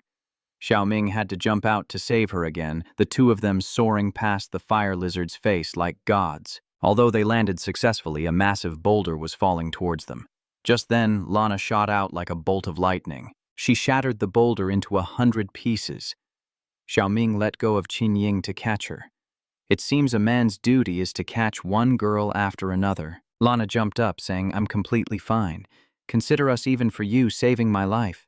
In another scene, the soldiers were continuously firing at the fire lizard, but bullets were useless against a 9-star monster. With its thick armor, the more they shot, the angrier it would get, and just as expected. The fire lizard spewed a massive wave of fire over a wide area. Xiao Ming grabbed both girls and leaped out of the blaze. This wasn't something they could handle. The only option was to save their own lives. However, something felt off. The fire lizard kept chasing them specifically. It was because he had used a lizard's detoxification gland to cure Lana. The scent of that lizard was strongest on her body. There was only one possibility: the other lizard was its child. Qin Ying screamed, "This is bad. There's a cliff ahead." Xiao Ming screeched to a halt. At this point, there was only one way. It's better for one to die than for everyone to perish. Lana was startled. "Hey, what do you mean by that? If we're going to die, we die together." Xiao Ming punched her in the stomach, leaving Lana absolutely furious. Does he want to use her as a sacrifice? Men from the Federation truly can't be trusted. "Xiao Ming, what are you doing? Are you really going to sacrifice Lana alive?" Qin Ying shouted in shock. Xiao Ming just laughed. These girls really have a wild imagination. The detoxification gland of the blood lizard has a very strong scent. Now when he smears Lana's blood on his face, its target will become him. "Xiao Ming, wait," Qin Ying cried out, but he pushed her away. "Lana, take care of Qin Ying for me. You must survive." After saying that, he jumped off the cliff. The fire lizard followed him down. Lana was stunned. She had just repaid her life debt to him, and now she owed him another one. When could she ever repay him? Falling from this height, even if Xiao Ming didn't die, he'd end up in a vegetative state. His only hope was a desperate technique from his past life to save himself. Xiao Ming had never attempted it with this body before. He hoped it could withstand the strain. Pharmacist's void technique. Xiao Ming called out the technique's name, but his body couldn't execute the skill. But no matter what, he didn't want to land like this. He was starting to regret playing the hero. Saving the damsel in distress. Xiao Ming tried the pharmacist's void technique one more time, but it only flickered into existence. He screamed, bracing for the coming pain, when a pair of golden wings appeared. Xiao Ming was stunned. He had finally succeeded. But it wasn't his doing. The Academy Transmigration system had detected he was in mortal danger and initiated an automatic rescue. It then cut his health by half. Even though he was saved, losing half his health points each time was a steep price to pay. What's more, he now had to face an even greater threat, this portly lizard. This place was supposed to be an amusement park, a far cry from the life-or-death struggles seen in an Academy reincarnation manhwa, and this fire lizard was not something he could handle. So the best plan was to escape into the forest first. The system then presented a special quest for him: defeat the fire lizard and receive 300 points. This was the first time the system had offered a reward quest even for 300 points. But this mission was far too dangerous, so he decided to pass. He could just make up the points by killing other monsters later. Survival was the priority now. But the system reminded him again. If the quest was not accepted within 3 minutes, it would be deemed an act of cowardice, and all his health points would be deducted. Xiao Ming cursed. Health dropping to 0 was just another way to die. He just wanted to live a low-key life. But the system gave him no choice, making the decline button completely useless. Now to win this fight against the fire lizard, a classic setup in any revenge, there was only one way: he had to get into a neutral position and land a critical hit right on its weak spot. Otherwise, he would have no choice but to face eternal sleep. With no advantage in defense or offense, Xiao Ming ran to the lake using a weightless technique he might have learned in a Cultivation school webtoon to glide across the surface. He lured the fire lizard into the water to give it a bath and cool it down. The fire lizard thrashed around for a moment before crawling back onto land. Its body was incredibly tough, and a fatal blow could only be dealt by stabbing it straight through the nostril and into the brain. Xiao Ming readied the sharp iron rod in his hand. There was only one chance. Xiao Ming tensed his body like a professional javelin thrower. The fire lizard also took a deep breath to spew flames, but a second later, Xiao Ming struck from above. He pierced its nostril, turning the fire it was about to spew into a gush of blood. The fire lizard felt an itch in its nose and began to shake its head violently. Xiao Ming struggled to hold on to the iron rod. His own physical strength wasn't enough to inflict significant damage. The fire lizard tried to smash its head against the ground to crush Xiao Ming, who desperately expended his blood ki to push the iron rod deeper into its nostril. But in the end, he was still slammed to the ground by the fire lizard, his body battered from the struggle, but the quest was complete. Xiao Ming received the reward of 300 health points. Suddenly, his heart clenched in pain because the blood chi he obtained exceeded the upper limit of his blood chi capacity, so he couldn't absorb the remaining 100 points.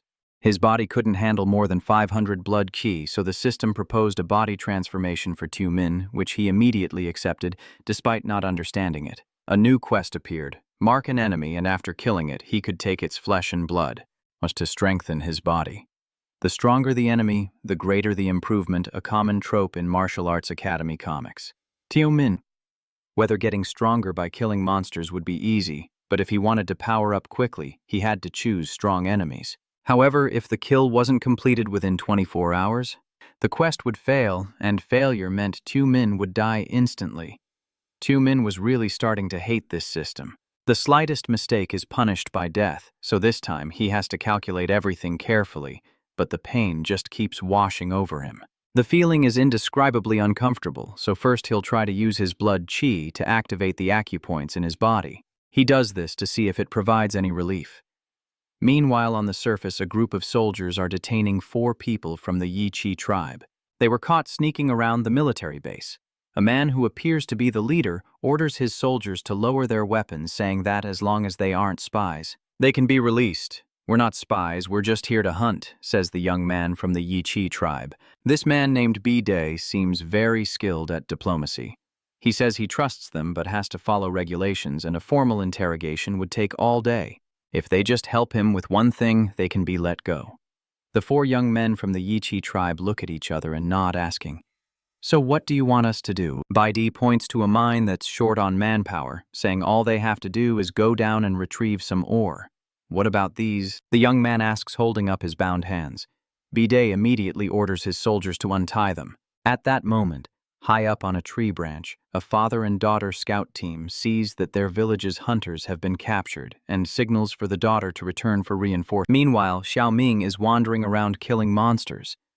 He's been using a dry branch this whole time and needs a real weapon, a far cry from the training grounds in most martial arts. Furthermore, to complete his mission, he needs stronger monsters. The Academy Transmigration system then appears and gives him a map. Although he hates to admit it, Xiao Ming has a terrible sense of direction, especially when it comes to finding the way into a girl's heart. A small chick lands on Xiao Ming's head, pointing forward and saying a suitable opponent is that way.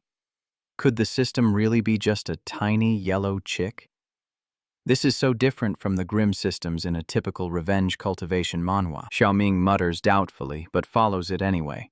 At the same time, the four Yichi men are climbing down into a deep, dark mine shaft. From above, Bidi throws down 2 sacks, telling them to just fill both bags and it'll be easy. "If it's so easy, why don't you do it yourselves?" one of the young men complains, but their leader signals for him to be quiet. There's a smell of blood in the air. This pit is not as simple as it seems. Surrounded by pitch-black tunnels, the 4 of them choose one path and head inside. Up above, the soldiers praise BD's cunning, saying he lured 4 suckers in with just a few words. "Watch and learn," BD says arrogantly. The further they go, the more their leader feels that something is wrong. Suddenly, something darts out and strikes the leg of the man in front. He cries out in pain, and the others immediately rush to his side. "How are you, Quike? What happened?" From all directions, objects start falling and whizzing past them. One of the men volunteers to go get the ore. He says the other 3 can provide cover. "What ore?" "Haven't you figured it out yet?" the long-haired man shouts. "There's no ore here. The only thing to mine here is monsters." Meanwhile, after walking all day, Xiao Ming finally arrives at the military barracks, a far cry from the safe grounds of a cultivation school webtoon. "Little chick, are you messing with me?" "Don't call me little chick. I'm not a little chick." The indignant chick flaps its wings against his head. The system then announces that a suitable target has appeared 500 meters below ground. The guidance mission ends here.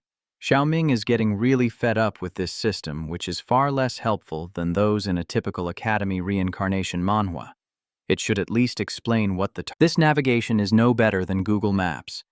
The chick huffs indignantly and disappears, leaving Xiao Ming to ponder alone. 500 meters away. Does that mean inside that military barracks, could they be raising a powerful monster? It's starting. It's starting. The soldiers above the pit cheer wildly, while down below, the 4 unlucky young men face their grim fate. Facing a terrifying monster, Kwei Kak gets dragged away, and the long-haired man immediately rushes in to save him, while the others go to the cave entrance to wait. But suddenly, everything goes dark as Xiao Ming watches from above. Are there alien beasts in this underground cave? Are those soldiers using humans as food for them? Ahaha, from that sound, someone just got eaten, so how about we make a bet? Let's see how long these people can last. The whole group is cold-blooded in the face of their comrades' deaths, and a new soldier asks a question. Why do they have to capture people to feed monsters? Bide looks at him with a judgmental gaze. "Newbie, have you heard of the Alchemist Society?" The soldier has heard of it. The Alchemist Society is a place that collects 10 ingredients for making potions. It's true that even a regular pharmacist could do that. But the Alchemist Society is more than that, operating with a ruthless efficiency that would put any Academy Transmigration system to shame. Bide's squad is a team which can earn them a lot of money. For example, this blood crystal is one of the rare ingredients. Blood crystals are rare materials that only occasionally drop from high-level beasts, so how can they be refined? Correct. Bide explains, blood crystals are very rare, and therefore very valuable. Yaya of the Alchemist Society developed a method to refine them, and the essential ingredient is human blood. The soldiers look at each other and laugh loudly. In that case, they could refine a whole pile of blood crystals, but it's not that easy.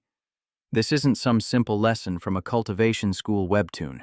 It also requires. Before Bide can finish his sentence, the soldier next to him is struck by an arrow through the throat and falls into the pit. "Enemy attack, get down!" Bide shouts, but 3 other soldiers are still hit by arrows. He orders his subordinates to counterattack, switching to firearms and unleashing a relentless hail of bullets. In the distance, the people of the abandoned clan have set up a defensive barrier, attacking with arrows. Their accuracy, like something out of the best martial arts academy comics, is even greater than the storm of bullets the soldiers are firing. Xiao Ming watches everything from above. Their archery skill, but against the soldiers from the camp, one person isn't enough. Bide sees that there's only a single enemy, so he orders his subordinates to surround him, unleashing a rain of bullets toward the archer. Suddenly, from behind, another volley of arrows flies in. Bide abandons his soldiers and crawls inside. Among the reinforcements is Lana, whom Xiao Ming recognizes. This is probably her tribe, and if so, Qin Ying must be with them too. The soldiers are tightly bound by vines, completely immobilized. The abandoned clan detonates potion flasks aimed at the soldiers. Suddenly, from inside the tent, an iron foot steps out. The people of the abandoned clan retreat cautiously. Bide is piloting a robot. "You damn rats, let me show you a real party." He fires his cannon, incinerating a group of the abandoned clan. Lana uses her 6-vine jammer technique, entangling the mech's limbs with vines. Taking this opportunity, the others fire their arrows at it, but to no effect. Bide sits arrogantly in the cockpit. A bunch of primitives want to fight a machine with bows and arrows. You're just scratching an itch. He controls the robot's limbs to tear apart Lana's vines. It seems he's preparing a more powerful attack, fueling the tribe's desperate struggle in what has become a true revenge cultivation manhwa scenario. As he unleashes a barrage of bullets at close range, Lana grips her spear, determined to smash this Iron Man to pieces. "Let me!" Xiao Ming appears behind her like a protagonist from an... With the Dichi tribe nearly wiped out, he grabbed Lana's spear and stepped up to face Bidak one-on-one. The man turned, firing a volley of shots at him. Xiao Ming moved like a flash of lightning, and the enemy started to feel the pressure. As a warrior, the Dichi leader didn't know where Xiao Ming came from, but this was the perfect moment. If conventional attacks were ineffective, he had to try adding a wind blessing to his Qi Yuan technique, a power straight out of a cultivation school webtoon. He fired a wind-enchanted arrow at Bidak, successfully cracking his bulletproof glass and forcing him to immediately switch targets. Xiao Ming seized this opportunity, lunging forward using the air leap art to move through the air. In a battle, if you look away, you'll pay with your life. Xiao Ming pierced through the bulletproof glass, sending the man to his grave. Before dying, Bidak still muttered a curse. "Damn these primitive ants." The robot exploded into 100 pieces, creating a dramatic backdrop for Xiao Ming's cool exit. "We won! We won!" The Dichi tribespeople cheered. Lana ran over to talk to him. The other day she saw him jump off a cliff and thought he was a goner. The archer was Lana's father. He thanked Xiao Ming for his help, and not only that, but also for saving his daughter from the fire lizard god. With so many life-saving debts, it seems the only way to repay him is with her hand in marriage. "It was nothing," Xiao Ming said amicably, taking the opportunity to ask if they knew the location of an underground cave in this camp. Lana's father pointed to a deep abyss. They had also come for that very reason, as some of their tribe had been taken down there. Xiao Ming deduced that this was the cave entrance where people were being used as food for strange creatures. "It's dangerous down there, so I'll go down." Lana's father immediately stopped him. "This is a matter for our tribe, so we can't let you keep intervening on our behalf." Xiao Ming asked him, "Do you have any experience fighting beasts in the dark?" But the Dichi people just looked at each other and shook their heads. The alien beasts are incredibly ferocious and powerful, so they always fight during the day. They aren't foolish enough to attack at night. The tunnel is dimly lit and narrow, making it very disadvantageous for fighting with large numbers. After hearing this, Xiao Ming concluded, "It's still better if I go down. The monster below is on a whole other level." Lana's father still couldn't agree. Xiao Ming gave him a look of complete confidence. "Village chief, if you're still worried, then just lend me a sword." Down in the tunnel, Xiao Ming held a torch. It had been a long time since he'd held a sword. which reminded him of his time at the Holy Sword Temple. That place was a classic setting for martial arts academy comics where Xiao Ming and two comrades had sworn an oath only to be betrayed by them in the end. A monster suddenly appeared, and Xiao Ming coldly dispatched it. He has to catch up and get his revenge, so he needs to become stronger, a common plot in any academy reincarnation manhwa. The monster was a sandworm which lives in swarms and has no sight. They are attracted to the scent of blood, and an individual's strength is at the peak military level. This type of alien beast isn't even considered a high-tier monster, so he wondered what the purpose of his Academy Transmigration system was in sending him here. Could it be that deeper inside there's another alien beast? That's even stronger, Xiao Ming continued on, leaving a trail of sandworm corpses that were progressively getting larger. He figured the condition of those who had entered the cave couldn't be good. Xiao Ming then noticed someone was still barely breathing. He immediately flipped over a sandworm's corpse. "Hang in there, I'm getting you out of here. Your tribesmen who came to rescue you are waiting above." With his last breath, the man pointed inside, saying there was an iron gate, and that he hoped his tribe would avenge him, a classic setup for a revenge cultivation manhwa. He then passed on. Xiao Ming gently laid him down and picked up his sword, his entire body radiating a terrifying killing intent. He walked up to an iron gate where a man opened a peephole and asked for the password. "I'm here to take your life," Xiao Ming said through gritted teeth. "Damn lunatic, you're about to be eaten by sandworms and you're still acting tough," the man said before slamming the gate shut. Xiao Ming furiously kicked the gate, shouting that he'd given the password, and if they wouldn't let him in, he'd just break it down. Xiao Ming kicked repeatedly, causing the man inside to grumble. "It's so loud. How can a single kick break such a thick iron door?" Just as he finished speaking, the gate collapsed. Xiao Ming strode in, confidently annoyed that they had provoked him after he'd given them a chance. Inside was a long corridor, and the Academy Transmigration system notified him that a suitable target had appeared up ahead. Xiao Ming frowned. It seemed the alien beast's target was also inside. Xiao Ming walked past a series of machines used for raising sandworms, but there wasn't a single person in sight. Nor was there the scent of an alien beast. "I told you not to disturb me during my experiment. Why didn't you listen?"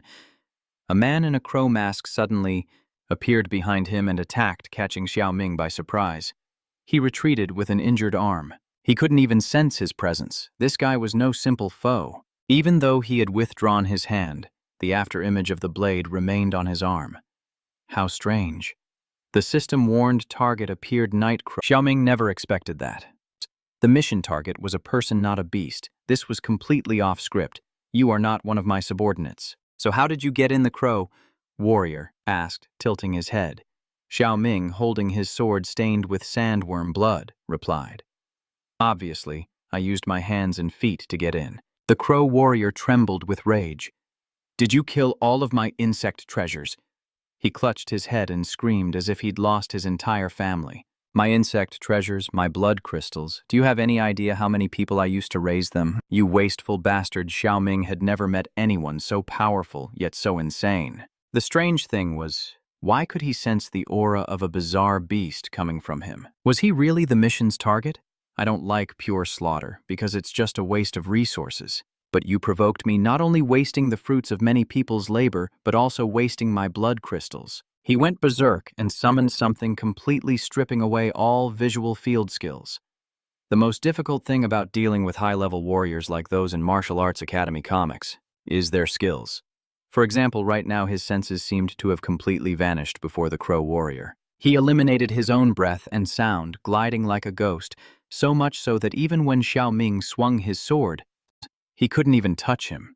Xiao Ming had already been hit twice, and after 12 strikes he would be liberated. The shadow of that dagger was incredibly strange. Xiao Ming couldn't let him land another blow. He needed to calm down and not panic. The system offered a small hint, a feature common in any good cultivation school webtoon. Once an opponent is marked, they will be locked within his sight. Xiao Ming was annoyed. "Why didn't you say so earlier? Are you trying to increase the difficulty for me?" In addition, the system gave a friendly reminder. If he didn't win within 24 hours, he would die. While he was reading the notification from his Academy Transmigration system, the crow warrior seized the opportunity to stab him again. Plunging another knife into the center of his chest, Xiao Ming resolved to treat him like a monster and eliminate him. It was either him or me. Mark him, Xiao Ming shouted, hoping for a result, and a sigil flew out, embedding itself in the black crow's back. He didn't understand what had just happened, but a sudden chill ran down his spine, yet he continued his attack, vowing to cut him into pieces and feed him to his children. As the knife closed in, Xiao Ming successfully dodged and launched a counterattack, causing the crow warrior to be taken by surprise, and though Xiao Ming's blade struck true, his opponent teleported away. What? Taking a 5-minute break to chat. You knew I was there, you coward, only good for hiding in the shadows and backstabbing. I've met plenty of your kind, Xiao Ming said arrogantly. The black crow scratched its beak and mumbled, how interesting, a level 1 warrior who shows no fear in my presence. Just like a protagonist from a cultivation. You truly are valuable material. He clutched his head, asking for 5 minutes to think. Then, after a few seconds, he snapped his fingers and said, I've got an idea. If you kowtow to me 3 times and accept me as your master, I'll spare your life. And what's more, it's a chance for you to get rich with me. Ahem, seeing his flamboyant pose made Xiao Ming burst out laughing. But if he kowtows to me 3 times, I'll grant him a swift and painless death. Haha, how amusing. The black crow shook its head, its entire body radiating. Killing intent, he had never toyed with prey that didn't fear him so. He would try not to finish him off too quickly. You'd better brace yourself. The black crow arched its body as if preparing to take flight. Let's see how you taste. He shot forward like an arrow, forcing Xiao Ming to stumble back, but luckily the blow didn't land. The two clashed blades relentlessly, and the black crow could see Xiao Ming's masterful swordsmanship along with speed and power that rivaled his own, but he also sensed that Xiao Ming had years of experience enabling him to predict all of his attacks. He couldn't believe that all these skills, straight out of a top-tier martial arts academy comics, belonged to a level 1 warrior like Xiao Ming, who was even more ridiculously overpowered. While his opponent was lost in thought, Xiao Ming spotted an opening, flipping his sword to cleave the black crow in 2. However, the blow only managed to cut a few feathers from his cloak. He instantly retreated, clutching his face where his mask had been half shattered, revealing the eye of the person underneath. For some reason, he felt an immense pressure emanating from Xiao Ming. Could it be some special skill from his Academy reincarnation Manhwa background affecting his psyche? Because up until now, he had never known. What's wrong? Scared now. Xiao Ming slowly advanced on him. The black crow stood frozen as sweat poured down his body. Was he really about to lose to a level 1 scrub who was worse than trash? Seeing Xiao Ming charge, he panicked and screamed, I can't believe this. It's impossible. He threw something at Xiao Ming, and as our hero cut it down, it exploded right in his face, the blinding flash forcing him to shield his eyes. Seizing this opportunity, the black crow stabbed another knife into the other side of his chest. He floated back with a smug grin. Mwahaha. Your skills aren't bad, but compared to me, you're just a second-rate fighter. That was more than enough to finish you.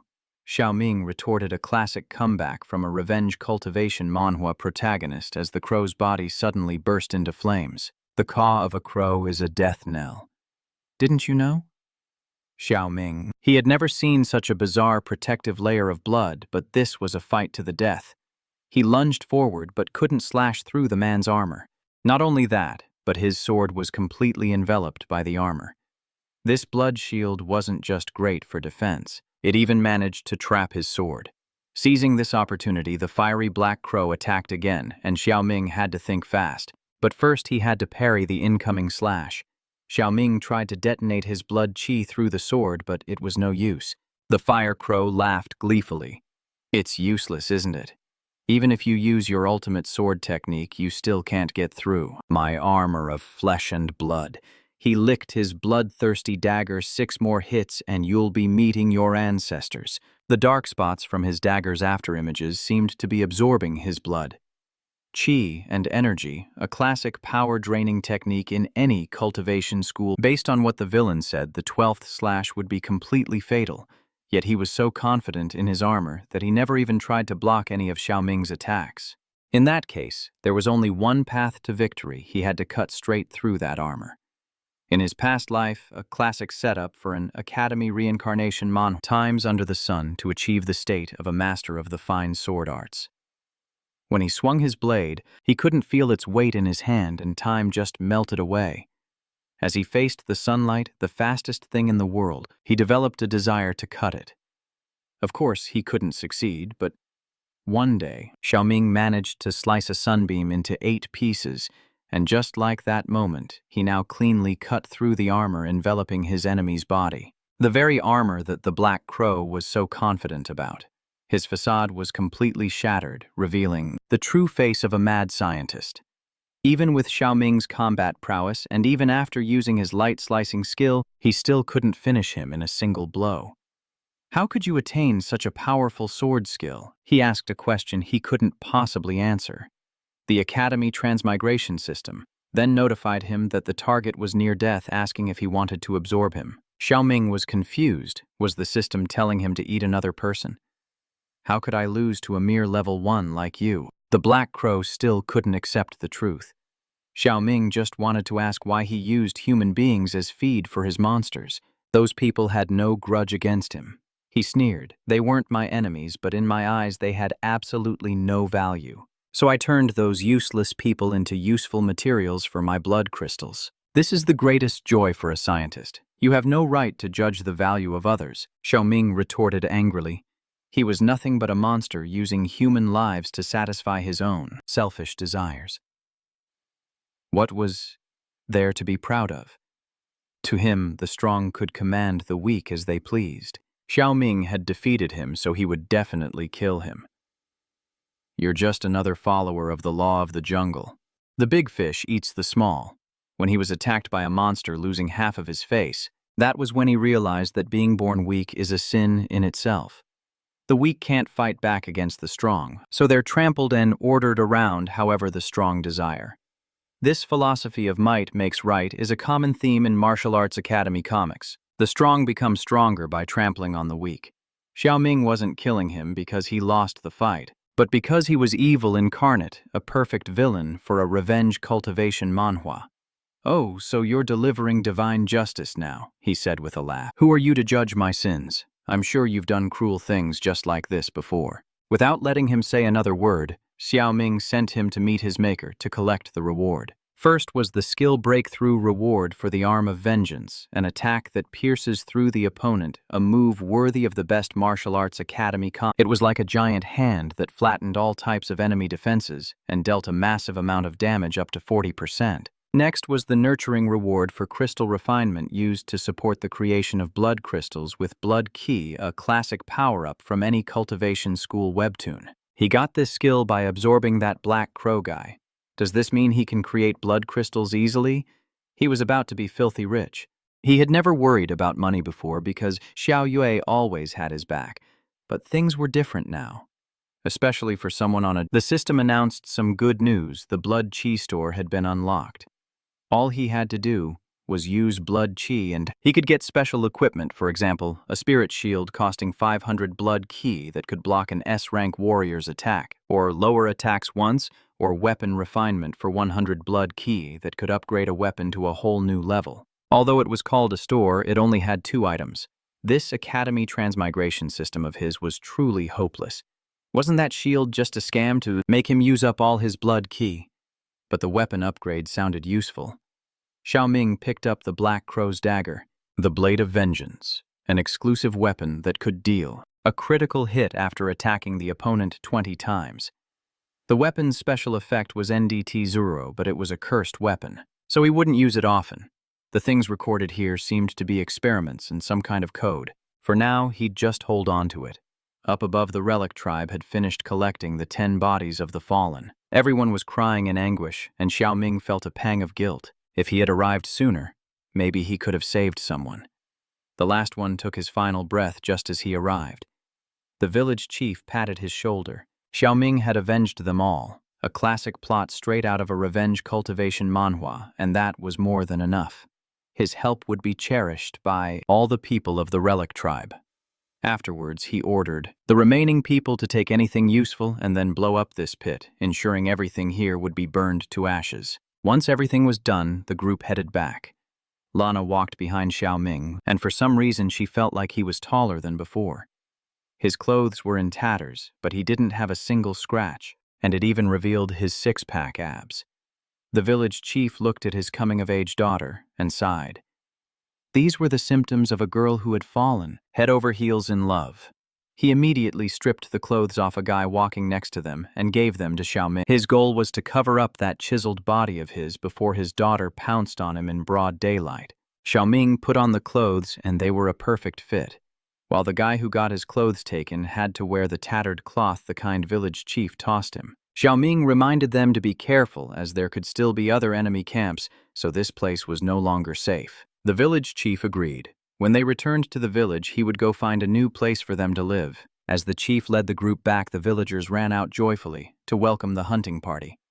Qin Ying was overjoyed to see Xiao Ming return. She rushed forward to give him a warm hug, but was stopped by Xiao Ming. "Please, milady, compose yourself." "Sorry, I was just so happy," Qin Ying said shyly, as Xiao Ming patted her head reassuringly. "I'm fine, we can go home now." "Are you two a thing?" Lana interjected, glancing between them, a classic scene from the best martial arts academy comics. Qin Ying, startled, was embarrassed to be shipped with her crush. She liked him, but didn't dare confess. "No, we're just classmates," Xiao Ming replied bluntly. Qin Ying could practically hear her heart shatter. That night, Lana led Xiao Ming to her mother, a plot twist worthy of a top. The old sick woman lay in bed and he could recognize the dark veins on her face, a telltale sign of someone bitten by the black, or a mamba snake. Lana sighed, explaining they had tried countless methods to purge the toxins from her body. They managed to keep her alive, but the residual poison left her in a state of agonizing and persistent pain. Xiao Ming knew the cure, but the ingredients were anything but. That night, Xiao Ming took Lana to gather the ingredients where they stalked a ridiculously huge king crab that was fast asleep. Lana couldn't believe this was what he was talking about. Its shell could only be cracked by a continuous barrage from a cannon. "Just sit back and watch this," Xiao Ming said confidently, stepping forward. He activated his new skill from his revenge cultivation Manhwa playbook, Hand of Vengeance, a hand even larger than the crab itself. It materialized, startling the creature awake. Xiao Ming clenched the giant hand, crushing the crab in a split second. Lana clutched her head, finding it completely unbelievable, a power-up you'd expect in an Academy reincarnation Manhwa. He grabbed a small piece of meat as his prize, noting this was enough for her mother's medicine. Too fast, too furious.